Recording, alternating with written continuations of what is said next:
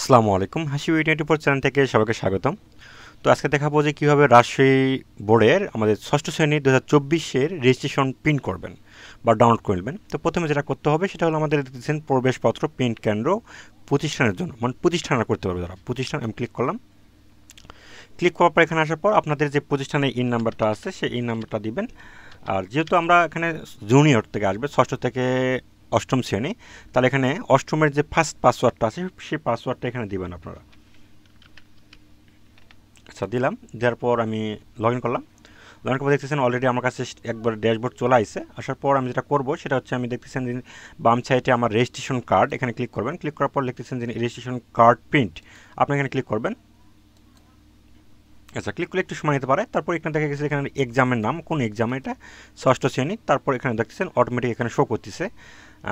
আমি যেখানে ক্লিক দিই, ক্লিক দিয়ে দেখতেছেন যে এখানে আমার সরাসরি রেজিস্ট্রেশন কার্ড সব আমাদের প্রিন্ট হয়ে গেছে সম্পূর্ণ। আমি এখানে ইচ্ছা করলে কন্ট্রোল-P দ্বারা আমি সরাসরি প্রিন্ট করতে পারবো, অথবা PDF কপি ডাউনলোড করে নিতে পারি।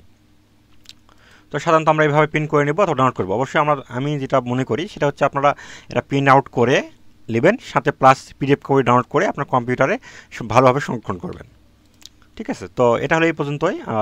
আর যেটা করবেন সেটা হলো আরেকটা বিষয়, সেটা হচ্ছে এভাবে আপনি ইচ্ছা করলে ডাউনলোড করতে পারেন। সেটা হচ্ছে আপনি প্রথমে একটা বাচ্চা রেজিস্ট্রেশন কার্ড, মনে করেন আমি এই বাচ্চার রেজিস্ট্রেশন কার্ডটা আমি কপি করলাম, এখানে কপি করলাম। কপি করার পর একটা বাচ্চা রেজিস্ট্রেশন পার্ট পাইলো, পাওয়ার পর আমি এখানে কপি করলাম। কপি করার আমি রাজশাহী বোর্ডের যে মেন ওয়েবসাইট আছে সেই মেন ওয়েবসাইটে গেলাম।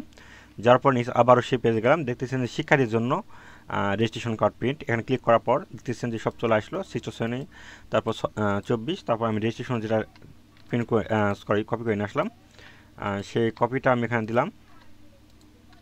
তারপর ফাইন আউট কোশ্চেন দেখেছেন যেখানে প্রিন্ট আউট হচ্ছে। এই একটা প্রিন্ট আউট করে নিতে পারবেন, এই দুইভাবে প্রিন্ট আউট করা যায়। তো আমার জানা মতে আপনারা সব একবারে প্রিন্ট আউট করবেন, সবচেয়ে ভালো হবে।